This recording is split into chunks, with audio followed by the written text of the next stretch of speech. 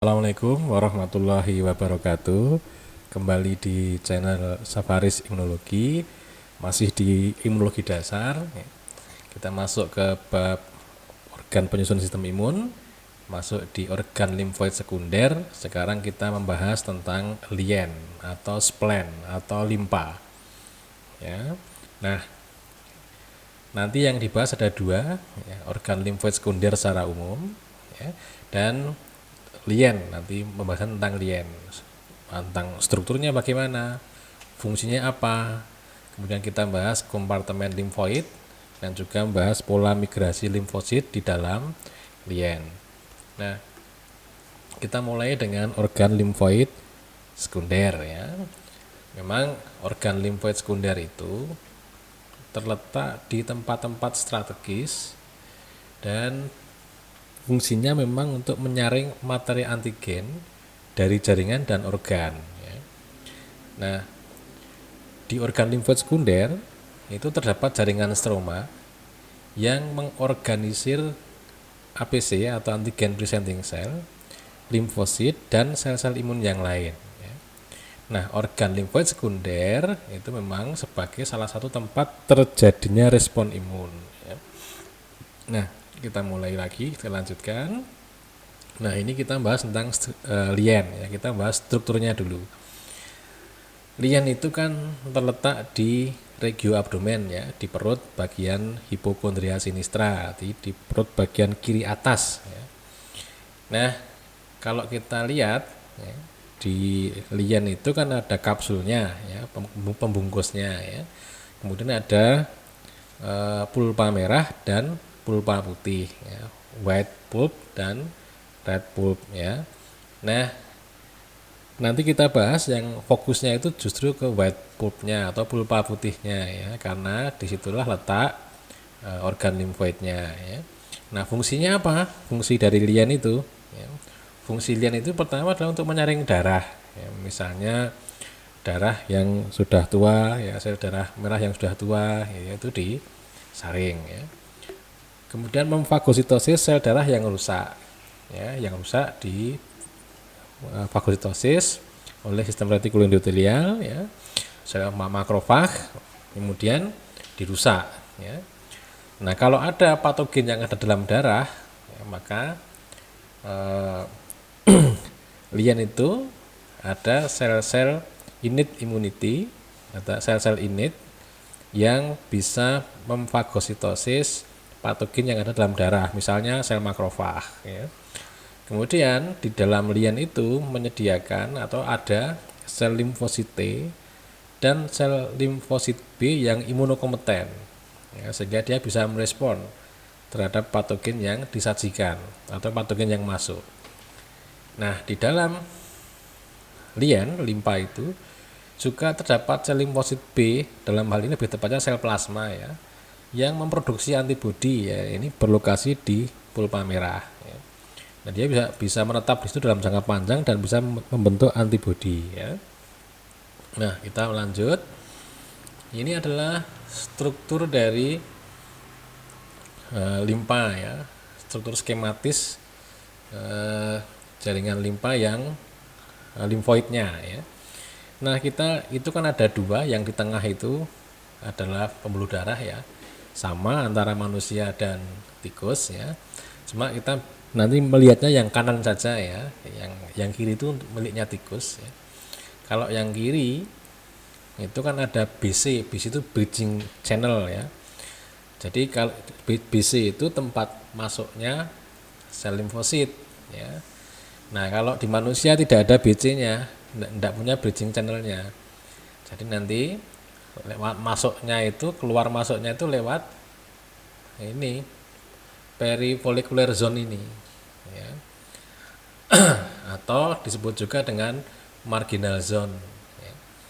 Tapi lebih tepat disebut dengan perifolikuler zone, ya. Nah, jadi kalau yang di sebelah kanan itu miliknya manusia, ya, saya tunjukkan saja. Nah, di sini ini adalah mental zone atau marginal zone, ya. di sini kok marginal ini adalah apa namanya perifollicular zone ya. Di sini ada T cell zone, ada B cell zone ya. Ya. Nah, kita lihat dulu nanti fungsi-fungsinya ya. Nah, ini adalah marginal zone ya. Zona marginal itu merupakan tempat transit dari sel-sel imun sebelum meninggalkan sirkulasi untuk masuk ke pulpa putih ya. Yang berikutnya lagi di marginal zone ini ada dua jenis makrofag, yaitu marginal zone makrofag yang mengekspresikan SIGNR sign R1 dan Marco ya, dan marginal zone metalofilik makrofag ya, ini mengekspresikan Siglec ya. Ini membentuk lapisan ya, MZN lapisan paling luar, yang MZMM ini lapisan yang paling dalam ya. Di antara keduanya ini terdapat marginal zone B cell dan sel dendritik ya. Nah, di sini tempat terjadinya respon imun alami dan adaptif ya. Kemudian kalau ini zona T cell ya. Zona T cell itu disebut juga dengan PAS ya. Ada yang disebut dengan PAS ya. Ini hanya istilah saja ya. Nah, limfosit yang masuk ke pulpa putih ya, ini akan menuju ke T cell zone ini ya. Karena apa? Karena di T cell zone ini banyak mengandung CCL19 dan CCL21 yang bisa ditangkap atau dikenali oleh sel T, karena di permukaan membran sel T-nya ada CCR7 ya. Nah, di T cell zone ini ya, itu juga ada sel dendritik. Yang kenapa sel dendritik itu bisa berlokasi di zona T cell ini itu juga sama, karena sel dendritiknya mengekspresikan CCR7 ya, sehingga dia bisa mengenali CCL19 dan CCL21. Nah, pengaruh dari ekspresi CCL19 dan CCL21 ini dipengaruhi oleh limfotoksin dan tumor necrosing faktor. Nah, di zona T cell ini tempat terjadinya aktivasi dari sel T helper ini ya.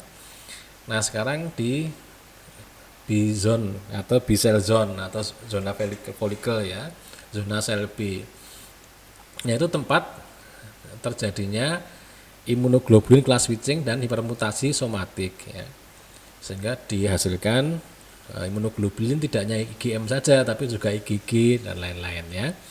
Nah, di B cell zone ini itu sangat tinggi kadar CXCL13 ya, sehingga sel B follicle ini akan sel B yang ada di tempat dari marginal zone itu, kalau dia mengekspresikan CXCR5 maka dia bisa pindah ke zona T cell ini, zona B cell ini ya. Demikian juga sel B yang baru masuk dalam darah dari darah ke lien yang mengekspresikan CXCR5, maka dia bisa langsung ke zona sel B ini. Nah, di sini tempat terjadinya aktivasi sel B oleh sel T helper yang sudah aktif ya. Kita lanjutkan. Nah, bagaimana pola migrasi limfosit di lien ya. Nah, yang dua hal ini ya. Ini yang pertama adalah sel dendritik yang menangkap antigen ya, bisa bermigrasi ke zona T cell zone ya, untuk mengaktifkan sel T helper ya. Nah, sel B yang menangkap antigen akan mengekspresikan CXCR5 kemudian bergerak ke folikel ya. Dari sini